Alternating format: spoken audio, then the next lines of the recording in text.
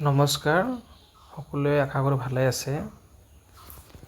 আমাৰ অসম গভৰ্ণমেণ্টৰ যিটো ADAR 3.0 2026 অনুষ্ঠিত হ'ব, তাৰে 25,000টা পদ আছে। গ্ৰেড 3 আৰু গ্ৰেড 4 লেভেলৰ।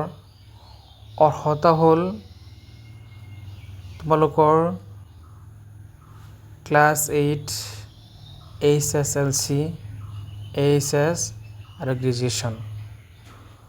তো যিসকল ছাত্ৰ ছাত্ৰীয়ে এপ্লাই কৰিম বুলি ভাবি আছ, এপ্লাই কৰাৰ আগতে তুমি নিজে ঘৰতে অধ্যয়ন কৰি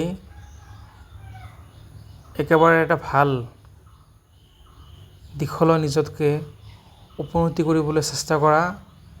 যদি কোনোবা ভাবি আছে যে এতিয়াও এপ্লাই খোলা দিয়া নাই, এপ্লাই দিব, তেতিয়া এপ্লাই কৰিম, তেতিয়া অধ্যয়ন কৰিম ঘৰতে, এতিয়াৰ পৰা ষ্টাৰ্ট কৰা। এতিয়া অসমত বহুতো ছাত্ৰ ছাত্ৰী আছে যিসকলে আগত 2.3 ফেইল কৰিছিলে।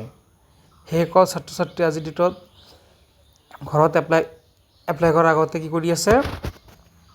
অধ্যয়ন কৰি আছে। মই আশা কৰোঁ তোমালোকে যদি সেই জবটো ল'ব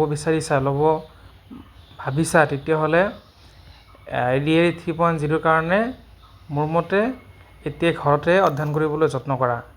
তেতিয়াহে তুমি পাছ কৰিবলৈ আশাবাদী হ'বা।